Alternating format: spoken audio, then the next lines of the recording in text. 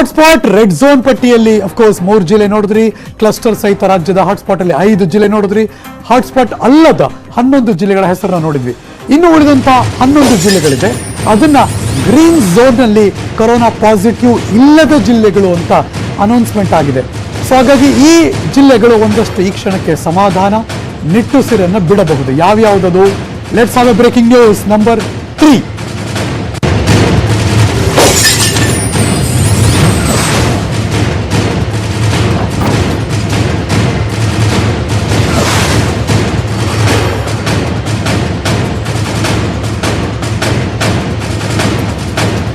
Hotspot ಅಲ್ಲದ 11 ಜಿಲ್ಲೆಗಳಿವೆ, ಅಂದ್ರೆ green zone ನಲ್ಲಿರುವಂತಹ ಜಿಲ್ಲೆಗಳಿವು.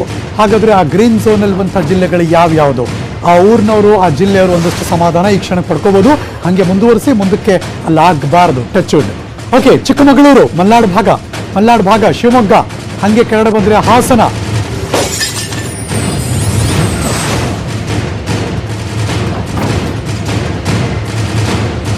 Okay. ಆ 11 ಜಿಲ್ಲೆಗಳು ಯಾವ್ಯಾವುದು ಅಂತ ಅಪ್ಡೇಟ್ ಮಾಡಿ ನಿಮಗೆ ಅದನ್ನ ಪ್ಲೇ ಮಾಡಕ್ ಶುರು ಮಾಡ್ತಿದ್ದೀವಿ.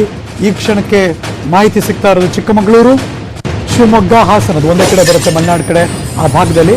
ಸೊ ಹಾಗಾಗಿ ಆ 3 ಜಿಲ್ಲೆಗಳು ಗ್ರೀನ್ ಝೋನ್ನಲ್ಲಿದೆ, ಏನು ವರಿನೇ ಮಾಡಬೇಡಿ. ಅದು ಬಿಟ್ಟರೆ ಅಫ್ಕೋರ್ಸ್ ಇನ್ನು ಯಾವ ಜಿಲ್ಲೆ ಉಳ್ಕೊಂಡಿದೆ ತಲೆಯಲ್ಲಿ? ಚಾಮರಾಜನಗರ ಉಳ್ಕೊಂಡಿದೆ ಗಡಿ ಜಿಲ್ಲೆಯಲ್ಲಿ. ಹಾಗೆ ಮುಂದಕ್ಕೆ ಬರೋದಾದರೆ ಇನ್ನೂ ಹಲವಾರು ಜಿಲ್ಲೆಗಳ ಮಾಹಿತಿ ಚಿತ್ರದುರ್ಗ ಉಳ್ಕೊಂಡಿರುತ್ತೆ. Let's have look. ಇನ್ನೂ ಅಪ್ಡೇಟ್ ಆಗ್ತಾ ಇದೆ. ಈ ಕ್ಷಣ ಕೇಂದ್ರ ರಿಲೀಸ್ ಮಾಡಿರುವಂತಹ ಮಾಹಿತಿ ಆಗಿರೋದ್ರಿಂದ ಅದು ನಿಮ್ಮ ಗಮನಕ್ಕೆ ಕೊಡುವಂಥ ಪ್ರಯತ್ನ ಮಾಡ್ತಾ ಇದ್ದೀವಿ. ಲೆಟ್ಸ್ ಸಿ ಯಾವ್ಯಾವ ಜಿಲ್ಲೆಗಳು. ಎಕ್ಸಾಕ್ಟ್ಲಿ ನಾನು ಆಗಲೇ ಹೇಳಿದಾಗೆ ನಂಗೆ ನೆನಪಾಗಿದ್ದೆಲ್ಲ ಹೇಳ್ತಾ ಇದ್ದೀನಿ. ಚಿತ್ರದುರ್ಗ, ಈ ಕಡೆ ಚಾಮರಾಜನಗರ, ಕೊಪ್ಪಳ, ಈ 3 ಜಿಲ್ಲೆಗಳು ಕೂಡ ಶಿವಮೊಗ್ಗ, ಹಾಸನ ಆ ಭಾಗದ ಕಡೆ ಸೇರ್ಕೊಳ್ಳುತ್ತೆ. ಚಿಕ್ಕಮಗಳೂರು ಈ ಭಾಗದ ಕಡೆ ಸೇರ್ಕೊಳ್ಳೋದು. ಬಿಕಾಸ್ ಅಲ್ಲಿಂದ ಯಾವುದೂ ಕೂಡ ಏನು ಇದುವರೆಗೆ ವರದಿ ಆಗಿಲ್ಲ. ಸೊ ಹಾಗಾಗಿ ಅವರೆಲ್ಲೂ ಕೂಡ ಸೇಫ್ ಝೋನಲ್ಲಿದ್ದಾರೆ. ಸೊ ಹಾಗಾಗಿ ಕಂಪ್ಲೀಟ್ಲಿ ಗ್ರೀನ್ ಝೋನ್ನಲ್ಲಿ ಈ 11 ಜಿಲ್ಲೆಗಳು ಡಿಕ್ಲೇರ್ ಮಾಡಿದ್ದಾರೆ. ರಾಮನಗರ, ಯಾದಗಿರಿ, ರಾಯಚೂರು ಮಂದಿ ಒಂದಷ್ಟು ನಿರಾಳತೆ ಸಮಾಧಾನದಿಂದ ಇರ್ಬೋದು. ಹಾಗಾಗಿ 11 ಜಿಲ್ಲೆಗಳ ಪೈಕಿ 9 ಜಿಲ್ಲೆ ಈಗಾಗಲೇ ನಿಮ್ಮ ಗಮನ ಕೊಟ್ಟಿದ್ದೀವಿ. ಚಿತ್ರದುರ್ಗ, ಚಾಮರಾಜನಗರ, ಕೊಪ್ಪಳ, ಚಿಕ್ಕಮಗಳೂರು, ಹಾಸನ, ಶಿವಮೊಗ್ಗ, ಇನ್ನು ರಾಯಚೂರು, ಯಾದಗಿರಿ ಮತ್ತು ರಾಮನಗರ, ಈ 9 ಜಿಲ್ಲೆಗಳು ಇದೀಗ ಗ್ರೀನ್ ಝೋನ್ನಲ್ಲಿರುವಂತಹ ಜಿಲ್ಲೆಗಳು. ಅದು ಬಿಟ್ಟರೆ ಕೋಲಾರ, ಹಾವೇರಿ ಅನ್ನೋದಾಯ್ತಲ್ಲ ಅಲ್ಲಿಗೆ. ಸೊ ಗ್ರೀನ್ ಝೋನ್ನಲ್ಲಿರುವಂತಹ 11 ಜಿಲ್ಲೆಗಳ ಪಟ್ಟಿಯನ್ನು ನಿಮ್ಮ ಮುಂದೆ ಇಟ್ಟಿದ್ದಾಯಿತು ನಾವು. ಚಿಕ್ಕಮಗಳೂರು, ಹಾಸನ, ಶಿವಮೊಗ್ಗ, ಚಿತ್ರದುರ್ಗ, ರಾಮನಗರ, ರಾಯಚೂರು, ಯಾದಗಿರಿ, ಚಾಮರಾಜನಗರ, ಕೋಲಾರ, ಹಾವೇರಿ 11 ಗ್ರೀನ್ ಝೋನ್ನಲ್ಲಿರುವಂತಹ ಜಿಲ್ಲೆಗಳು.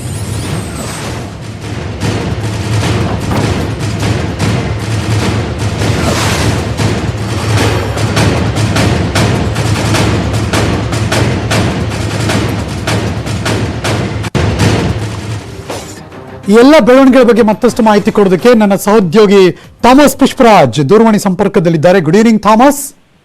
Good evening Harish. ಈಗ ಈ ಲಿಸ್ಟ್ ಹೊರಗೆ ಬಂತು, ಇದು ನೆಕ್ಸ್ಟ್ ಕೆಲಸ ಏನು ರಾಜ್ಯ ಸರ್ಕಾರದ್ದು ಮತ್ತು ಜನ ಏನ್ ಅನ್ಕೋಬೇಕೀಗ? ಬಹುಶಃ ರೆಡ್, ಆರೆಂಜ್ ಮತ್ತೆ ಗ್ರೀನ್ ಝೋನ್ ಅಂತ ಏನು ಬೈಫರ್ಗೇಟ್ ಮಾಡಲಾಗಿದೆ, ಅದರಲ್ಲಿ ತುಂಬಾ ಕಟ್ಟುನಿಟ್ಟಿನ ಕ್ರಮವನ್ನ ಮತ್ತೆ ಜನ ತುಂಬಾ ಅಲರ್ಟ್ ಆಗ್ಬೇಕಾಗಿರುವಂತ ಜಿಲ್ಲೆಗಳು ನಾವೇನು ರೆಡ್ ಝೋನ್ ಅಂತ ಏನ್ ಪರಿಗಣಿಸಲಾಗಿದೆ, ಆ 8 ರೆಡ್ ಝೋನ್ಗಳಂತ ಏನಿದೆ ಅದರೊಳಗೂ ಕೂಡ ಬೈಫರ್ಗೇಟ್ ಮಾಡಿದ್ದಾರೆ. 3 ಜಿಲ್ಲೆಗಳು, ಅದರಲ್ಲಿ ಪ್ರಮುಖವಾಗಿ ಮೈಸೂರು, ಅದೇ ರೀತಿ ಬೆಂಗಳೂರು, ಬೆಳಗಾಂ 3 ಜಿಲ್ಲೆಗಳಲ್ಲಿ ಕೊರೋನಾ ಪ್ರಕರಣಗಳು ಕಂಟ್ರೋಲಿಗೆ ಬರೆದಿರುವಂತ ಪ್ರಮಾಣದಲ್ಲಿ ಹೆಚ್ಚಾಗಿರೋದ್ರಿಂದ ಥಾಮಸ್, ನನಗೀಗ ಜನಕ್ಕೆ ಇನ್ಫಾರ್ಮೇಶನ್ ನಿಮ್ಮಿಂದ ಕೊಡಿಸ್ಬೇಕಾಗಿರೋದು, ಇದು ಜನರಲ್ ಅರ್ಥ ಆಗುತ್ತೆ ಈ ತರ ಹಿಂಗಾಗಿದೆ ಹಾಟ್ಸ್ಪಾಟ್ ಅಂತ. ಬಟ್ ಈ ಕ್ಷಣದಿಂದ ಹಾಟ್ಸ್ಪಾಟ್ ಅಂತ ಅನೌನ್ಸ್ ಆದ್ಮೇಲೆ ಈ ಏನು ರೆಡ್ ಝೋನ್ ಇದೆ ತೀವ್ರಗತಿಯಲ್ಲಿ 3 ಕಡೆ, ಬೆಂಗಳೂರು ನಗರ, ಮೈಸೂರು ಮತ್ತು ಬೆಳಗಾವಿ, ನಾಳೆಯಿಂದ ಏನ್ ಚೇಂಜ್ ಆಗುತ್ತೆ ಈ ಭಾಗದಲ್ಲಿ? ಸೊ ಅದ್ರ ಬಗ್ಗೆ ಈಗ ತುಂಬಾ ಒಂದು ಗಂಭೀರವಾದ ಚಿಂತನೆಗಳು ನಡೀತವೆ. ಯಾಕಂದ್ರೆ ಬಿಬಿಎಂಪಿ ಕಮಿಷನರ್ ಅನಿಲ್ ಕುಮಾರ್ ಅವರನ್ನು ಕೂಡ ನಾವು ಸಂಪರ್ಕಿಸುವಂತ ಪ್ರಯತ್ನವನ್ನು ಮಾಡಿದ್ವಿ. ಸರ್ಕಾರದ ಜೊತೆಗೆ ಒಂದು ಗಂಭೀರವಾದ ಮಾತುಕತೆಯನ್ನ CS ವಿಜಯಭಾಸ್ಕರ್ ಅವರ ಜೊತೆಗೆ ಅದಕ್ಕೆ ಸಂಬಂಧಪಟ್ಟಂತೆ ಈಗ ಮಾತುಕತೆ ನಡೀತದೆ. ಯಾಕಂದ್ರೆ ಸಂಜೆ ಹೊತ್ತಿಗೆ ಈಗ ಕೆಲವು ಕ್ಷಣಗಳ ಮುನ್ನ ಕೇಂದ್ರ ಸರ್ಕಾರ ಇದನ್ನ ಘೋಷಿಸಿರುವಂತದ್ದು ರೆಡ್ ಝೋನ್, ಅದರಲ್ಲಿ ಪ್ರಮುಖವಾಗಿ ರಾಜ್ಯದ 3 ಜಿಲ್ಲೆಗಳು ರೆಡ್ ಝೋನ್ ನ ಬಂದಿರುವಂತದ್ದು ಎಲ್ಲೋ ಒಂದು ಕಡೆ ತುಂಬಾ ಗಂಭೀರವಾಗಿ ತೆಗೆದುಕೊಳ್ಬೇಕಾಗಿರುವಂತ ವಿಷಯ. ಅದರಲ್ಲೂ ಪ್ರಮುಖವಾಗಿ ಬೆಂಗಳೂರು, ಮೈಸೂರು, ಬೆಳಗಾಂ 3 ಕೂಡ ಪ್ರಮುಖವಾದಂತ ನಗರಗಳು. ಯಾಕಂದ್ರೆ ಸದ್ಯದ ಮಟ್ಟಿಗೆ ಏನು ಮೇ 3ರವರೆಗೆ ಲಾಕ್ ಡೌನ್ ಏನಿದೆ, ಆ ಲಾಕ್ ಡೌನ್ ನಂತರನೂ ಕೂಡ ಇಲ್ಲಿ ಪರಿಸ್ಥಿತಿ ಬಿಗಡಾಯಿಸುವಂತ ಸಾಧ್ಯತೆಗಳಿದೆ. ಆ ಆತಂಕವನ್ನು ಈಗಾಗಲೇ ಕಮಿಷನರ್ ವ್ಯಕ್ತಪಡಿಸಿದ್ದಾರೆ. ಆ ಕಾರಣದ ಹಿನ್ನೆಲೆಯಲ್ಲಿ ನಾಳೆಯಿಂದ ಸೀಲ್ ಡೌನ್ ಅನ್ನುವಂಥದ್ದಲ್ಲಿ ಈ ಒಂದು ಜಿಲ್ಲೆಗಳಲ್ಲಿ ಇದ್ರಲ್ಲಿ ತರಬೇಕು. ಯಾಕಂದ್ರೆ ಈಗಾಗಲೇ ಒಂದಷ್ಟು ವಾರ್ಡ್ಗಳಲ್ಲಿ ಸೀಲ್ ಡೌನ್ ಮಾಡಲಾಗಿದೆ ಹರೀಶ್, ಆದ್ರೆ ಅದು ಅಷ್ಟು ಸಮರ್ಪಕವಾಗಿ ಆಗಲ್ಲ. ಹಾಗಾಗಿ ಸೀಲ್ ಡೌನ್ ಅನ್ನುವಂಥದ್ದನ್ನ ಇನ್ನೂ ಹೆಚ್ಚಿನ ಒಂದು ವ್ಯಾಪ್ತಿಯ ನಮ್ಮ ಕೆಲವೊಂದು 2 ವಾರ್ಡ್ಗಳಿಗೆ ಮಾತ್ರ ಸೀಲ್ ಡೌನ್ ಅನ್ನುವಂತ ಇದನ್ನ ಮಾಡಿ ಸೀಮಿತಗೊಳಿಸಿದ್ದಾರೆ. ಅದನ್ನ ಮತ್ತಷ್ಟು ವಾರ್ಡ್ಗಳಿಗೆ ವಿಸ್ತರಿಸುವಂತ ಚಿಂತನೆ ಇದೆಯಾ? ಯಾಕಂದ್ರೆ ಚಿಂತನೆ ಇದೆ ಅನ್ನುವಂತ ಮಾತನ್ನ ಅದಕ್ಕೆ ಸಂಬಂಧಪಟ್ಟಂತೆ ಒಂದು ಸಣ್ಣ ಸೂಚನೆಯನ್ನು ಕೂಡ ಕೊಟ್ಟಿದ್ರು ಕಮಿಷನರ್. ಯಾಕಂದ್ರೆ ಅಕ್ಕಪಕ್ಕದ ವಾರ್ಡ್ಗಳಲ್ಲಿ ಕಂಟ್ರೋಲಿಗೆ ಬರ್ತಾ ಇಲ್ಲ ಜನ, ಅದರಿಂದ ಯಾರು ಕೂಡ ಅವೇರ್ ಆಗ್ತಾ ಇಲ್ಲ. ಆ ಕಾರಣಕ್ಕೋಸ್ಕರ ಇನ್ನೊಂದಷ್ಟು ವಾರ್ಡ್ಗಳನ್ನ ಸೀಲ್ ಡೌನ್ ಮಾಡೋದ್ರ ಮೂಲಕ ಪರಿಸ್ಥಿತಿಯನ್ನ ಮತ್ತಷ್ಟು ಕಂಟ್ರೋಲಿಗೆ ತರುವಂತ ಪ್ರಯತ್ನವನ್ನು ಮಾಡ್ಬೇಕನ್ನೋಂತ ಮಾತನ್ನು ಕೂಡ ಕಮಿಷನರ್ ಹೇಳಿದ್ರು. ಇದೇ ಕಾನ್ಸೆಪ್ಟ್ ಬೆಳಗಾಂ ಮತ್ತೆ ಮೈಸೂರಲ್ಲೂ ಕೂಡ ಆಗುವಂತ ಸಾಧ್ಯತೆಗಳಿದೆ. ಹಾಗಾಗಿ ಸೀಲ್ ಡೌನ್ ಅನ್ನುವಂತ ಕಾನ್ಸೆಪ್ಟ್ ಅಲ್ಟಿಮೇಟ್ ಆಗಿ ಥಾಮಸ್, ಈ 3 ಕಡೆ ತುಂಬಾ ಹೈ ಅಲರ್ಟ್, ಅದನ್ನ ಹೊರತುಪಡಿಸಿ ಕ್ಲಸ್ಟರ್ ಸಹಿತ ಇನ್ನು 5 ಜಿಲ್ಲೆ ಅಲ್ಲೂ ಕೂಡ ಹೆಚ್ಚಿನ ಗಮನ ಹರಿಸಬೇಕು. ಬಿಕಾಸ್ ಅದು ಮತ್ತೆ ದೊಡ್ಡ ಮಟ್ಟಕ್ಕೆ ಬರಬಾರದು. ಅದನ್ನ ಬಿಟ್ರೆ ಇನ್ನು ಆರೆಂಜ್ ಮತ್ತು ಗ್ರೀನ್ ಝೋನ್. ಸೊ ಈ ಬೆಳವಣಿಗೆ ಹೇಗಾಗುತ್ತೆ ಅಲ್ಲೆಲ್ಲ? ಖಂಡಿತ ಇದು ಏನು ಉಳಿದಂತ ಈಗ 8 ಇದ್ರೊಳಗಡೆ ರೆಡ್ ಝೋನ್ ನ ವ್ಯಾಪ್ತಿಯಲ್ಲಿರುವಂತ 8 ಇದ್ರ ಪ್ರಕಾರ 3 ಏನು ಕಂಪ್ಲೀಟ್ ರೆಡ್ ಝೋನ್ ಅಂತ ಈಗಾಗಲೇ ಡಿಕ್ಲೇರ್ ಆಗಿದೆ. ಉಳಿದಂತ 5 ಜಿಲ್ಲೆಗಳೇನಿದೆ ಹರೀಶ್, ಆ 5 ಜಿಲ್ಲೆಗಳು ಕೂಡ ಆತಂಕದ ಗಡಿಯಲ್ಲಿರೋದು, ಗಡಿ ರೇಖೆ ಅಂತ ನಾವೇನ್ ಕರಿತೀವಿ, ಆತಂಕದ ಗಡಿ ರೇಖೆಯಲ್ಲಿರೋದು. ಅಲ್ಲೂ ಕೂಡ ಆತಂಕ ಮುಂದಿನ ದಿನಗಳಲ್ಲಿ ಆಗಲ್ಲ ಅಂತಲ್ಲ, ಅಪಾಯ ಅಲ್ಲೂ ಕೂಡ. Orange zone ಇರೋದೇನು?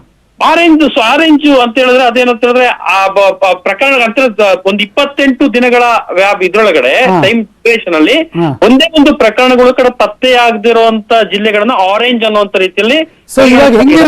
ಹಂಗೆ ಇರುತ್ತೆ ಅಲ್ಲೆಲ್ಲ ಮಾತ್ರ ಆಗಿದ್ರೆ ಇಲ್ಲ, ಒಂದಷ್ಟು ಎಸೆನ್ಷಿಯಲ್ ರಿಲ್ಯಾಕ್ಸೇಷನ್ ಅಂತ ಮಾಡ್ಲಾಗಿದೆ ಹರೀಶ್. ಯಾಕಂತ ಹೇಳಿದ್ರೆ ಎಲ್ಲದನ್ನು ಕೂಡ ಕಟ್ಟುನಿಟ್ಟಾಗಿ ಸಂಪೂರ್ಣವಾಗಿ ಇದ್ ಮಾಡಕ್ ಆಗೋದಿಲ್ಲ. ಯಾಕಂತ ಹೇಳಿದ್ರೆ ಈಗಾಗಲೇ ಒಂದಷ್ಟು ಪ್ಯಾರಾಮೀಟರ್ಸ್ ಗಳನ್ನ ಇದ್ ಮಾಡ್ಲಾಗಿದೆ, ಒಂದಷ್ಟು ಅಂಶಗಳಿಗೆ ಸಡಿಲಿಕೆ ಕೊಡುವಂತ ಒಂದಷ್ಟು ಇದನ್ನು ಘೋಷಣೆ ಮಾಡ್ಲಾಗಿದೆ. ಅದನ್ನ ಗಮನದಲ್ಲಿ ಇಟ್ಕೊಂಡು ಅದೇ ಸೋಷಿಯಲ್ ಡಿಸ್ಟೆನ್ಸ್ ಅನ್ನೋದು ಇದ್ದೇ ಇರ್ತದೆ, ಮಾಸ್ಕ್ ಹಾಕುವಂತದ್ದು ಕಡ್ಡಾಯ ಇರ್ತದೆ. ಈ ರೀತಿಯಾಗಿ ಕಂಪ್ಲೀಟ್ ಹೇಳ್ಬಿಡಿ ಥಾಮಸ್, ಗ್ರೀನ್ ಝೋನ್ ಇರೋರು ಆರಾಮಾಗಿ ನಿಟ್ಟುಸಿರು ಬಿಡ್ಬೋದಾ? ಗ್ರೀನ್ ಝೋನ್ ಅಲ್ಲಿ ಇರೋದು ನಿಟ್ಟುಸಿರು ಬಿಡಬಹುದು. ಯಾಕಂದ್ರೆ ಆರೆಂಜ್ ಝೋನ್ಗಿಂತ ಸ್ವಲ್ಪ ಅಪಾಯ ಗ್ರೀನ್ ಝೋನ್ ಗಳಿಗಂತೂ ಇದ್ದೇ ಇದೆ ಹರೀಶ್. ಹಾಗಾಗಿ ಯಾವುದನ್ನು ಕೂಡ ಇದು ಕೇವಲ ಅದ್ರ ವ್ಯವಸ್ಥೆ ಸಂಪೂರ್ಣವಾಗಿ ಬುಡ ಮೇಲಾಗ್ತಿದೆ ಅನ್ನೋ ಕಾರಣಕ್ಕೆ ಸ್ವಲ್ಪ ಒಂದಷ್ಟು ರಿಲ್ಯಾಕ್ಸೇಷನ್ ಕೊಡ್ಲಾಗ್ತಿದೆ. ಕೊರೋನಾ ಕೇಸ್ಗಳ ಪ್ರಕರಣಗಳ ಸಂಖ್ಯೆಯ ಅನುಗುಣವಾಗಿ ಇದನ್ನ ಮಾಡಲಾಗಿದೆ ಹೊರತು. Thomas Pushparaj, thank you so much ಈ ಕ್ಷಣದ ಮಾಹಿತಿಗಾಗಿ. ಒಟ್ಟಾರೆ 30 ಜಿಲ್ಲೆಯಲ್ಲಿ 11 ಗ್ರೀನ್ ಝೋನ್, 11 ಆರೆಂಜ್ ಝೋನ್ ಮತ್ತು 8 ರೆಡ್ ಝೋನ್ ನಲ್ಲಿ 2 ಭಾಗಗಳಾಗಿ ವಿಂಗಡಿಸಿಕೊಟ್ಟಿದ್ದಾರೆ. ಅದು ನಿಮ್ಮೆಲ್ಲರ ಗಮನಕ್ಕೆ.